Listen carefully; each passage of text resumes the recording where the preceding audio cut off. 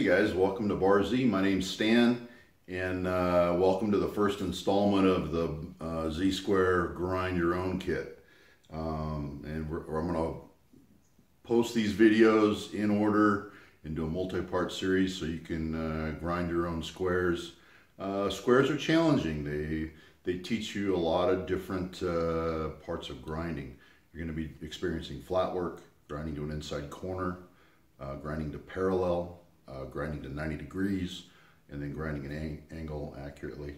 So there's a lot to do on a square. So your kit, when you get it, is going to be black and nasty like this. It's going to be scaly, and you're going to notice a few things. A bunch of scale on those things.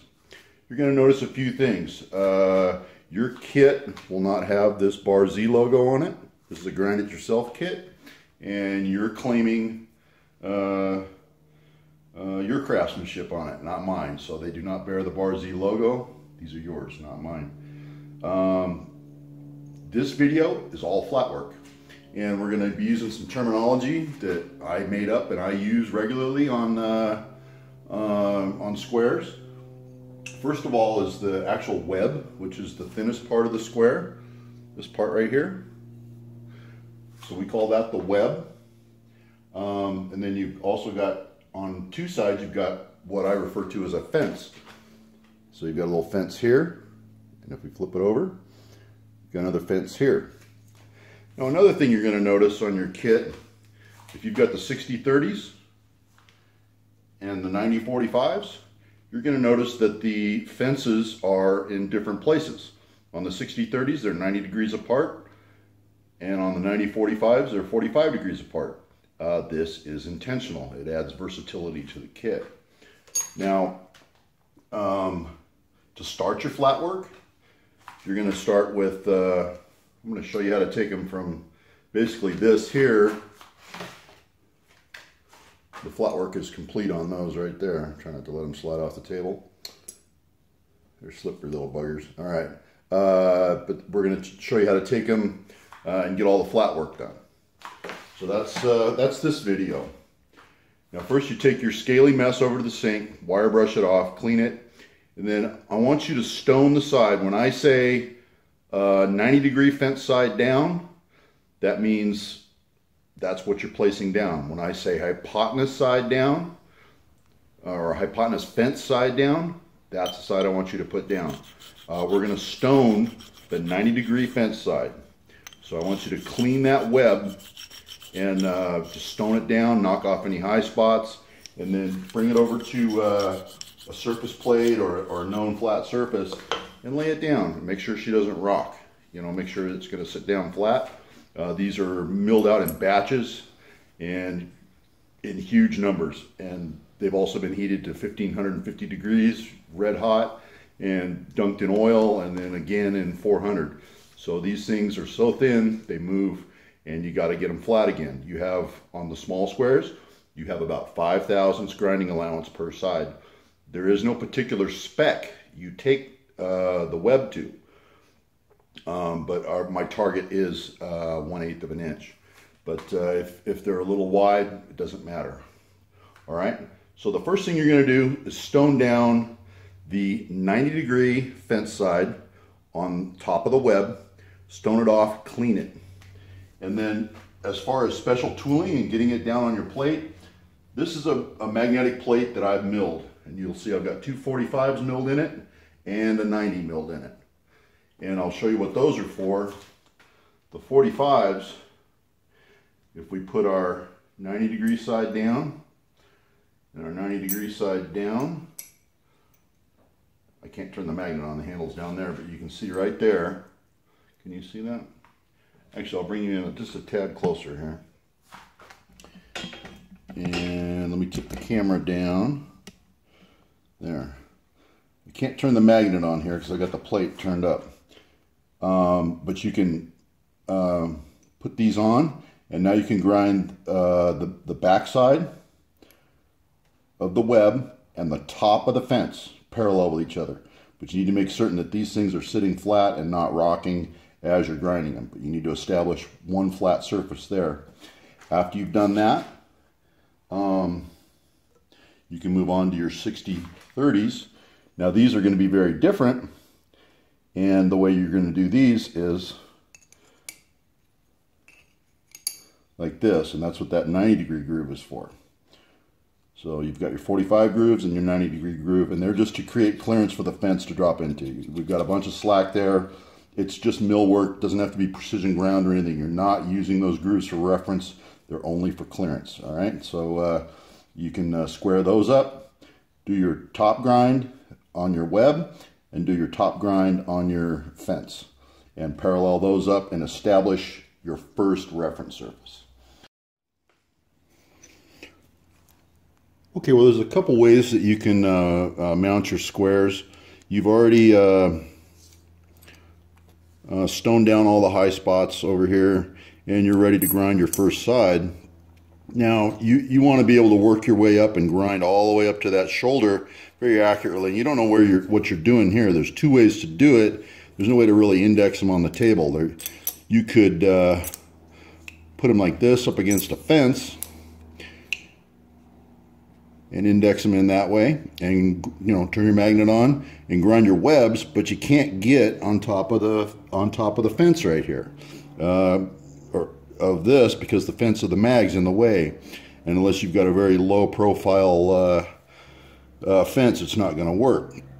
And I'll show you what I do. I flip them over and I'll index from out front. Now I already know that the front of my mag is very accurate, and I just made a little angle block on the mill, not particularly hardened or anything. The only thing that's critical is that this and this surface are parallel. I'm going to hook it here on the end of the mag, and I'm going to get my square where I want it, bumped into it. I'm going to move it over here, and I'm going to do the same thing over here, and make sure you're hanging out into the relief so that radius of your mill cut doesn't lift the square. Make sure the square's web is sitting down flat to the magnet. Pull your little tool, turn your magnet on. Now you're ready to grind, and at this point you know both of these fences are exactly parallel and exactly the right distance from each other, so you can grind up to that inside corner and clean that web really good. Now we're not creating the final inside edge. All we're shooting for is the actual web itself, and we're going to grind those inside corners later. But you do need to get in as tight as you can, and you can remove some of the material, some of that radius with the corner of your wheel. You'll be able to get in there like so, right, and make your passes. All right, and this works the same way when you go to flip them. When you go to do the flip, you're going to flip them over like this and like this.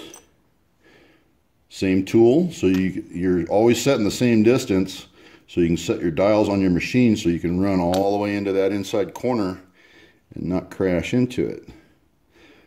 All right, and see, now we're doing the 90-degree fence side web, top of the fences, right? Pretty simple. Alrighty, so that's going to take care of your flat work.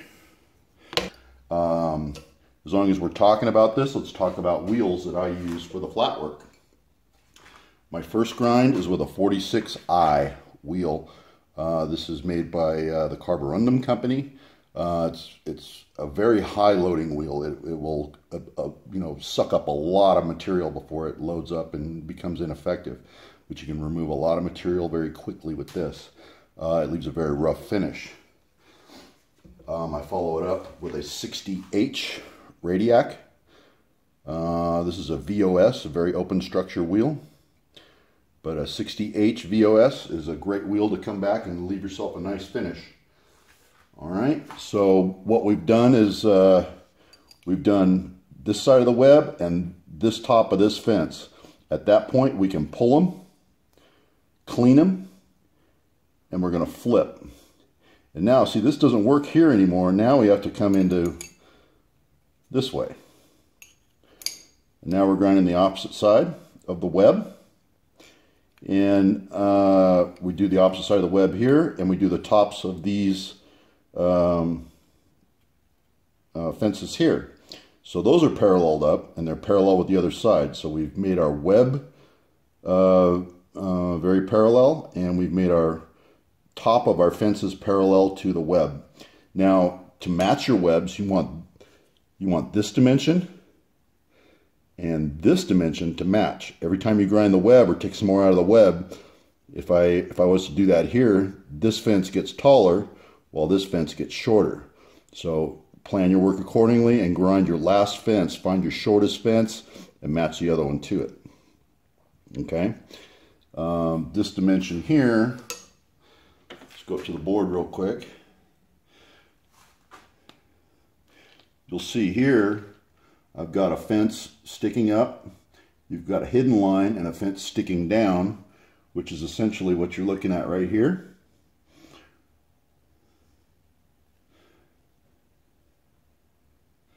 So you want from the web to the top of the fence, and from the web to the top of the fence, equal.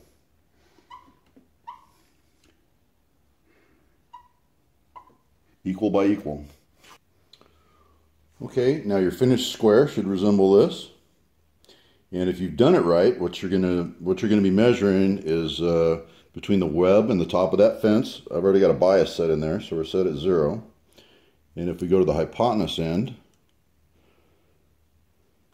we're at 0. Now it doesn't serve any particular purpose to have them equal. I just like things being equal. And if we were to zero this out, let's see how close we were to. And see, this web is coming in at 126, and 125 being 1/8 inch. But I don't consider the thickness of that web critical at all. You know, I just grind it till it cleans up. But if you want to take it to a particular spec, grind your webs to it exactly 1/8 of an inch, and leave your that'll leave your fences standing as proud as possible. All right. But your first grind is going to be the ugliest one. It's going to take a lot more out of the first grind to get it flat and laying flat than it is the second grind. After you've established a baseline and a reference point and made your first grind and gotten all the inclusions and all the hoops and all the potato chip factor out of there, and you flip it, then the second grind goes a lot easier and things are all downhill from there. All right, guys, get her done. So you're going to say, hey, I don't have a plate like that. I'm going to show you what I used to do back in the day. I used to take and make this same setup right here just out of magnetic transfer blocks.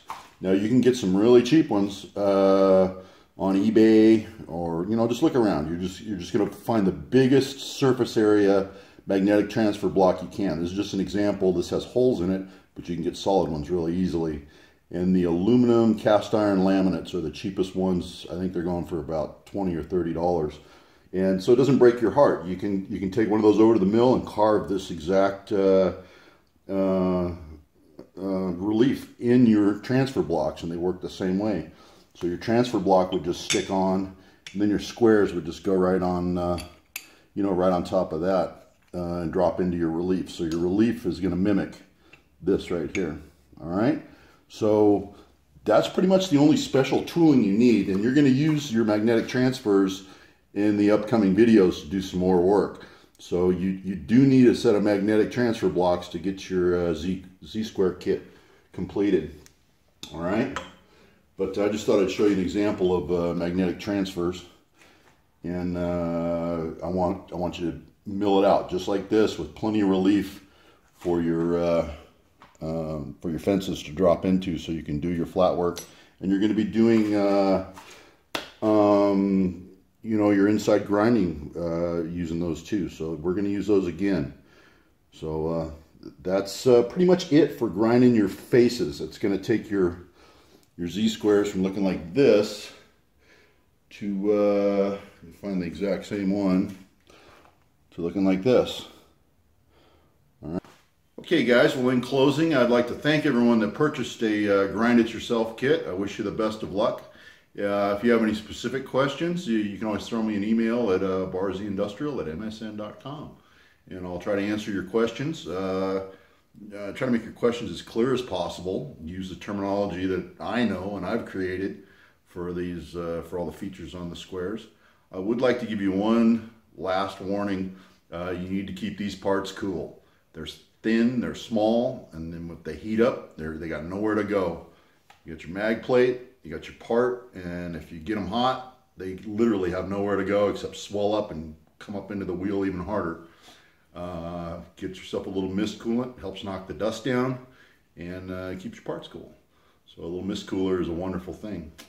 All right, thanks again for watching, and thanks for helping support the channel with some little pieces I make around the shop here. Enjoy your kit.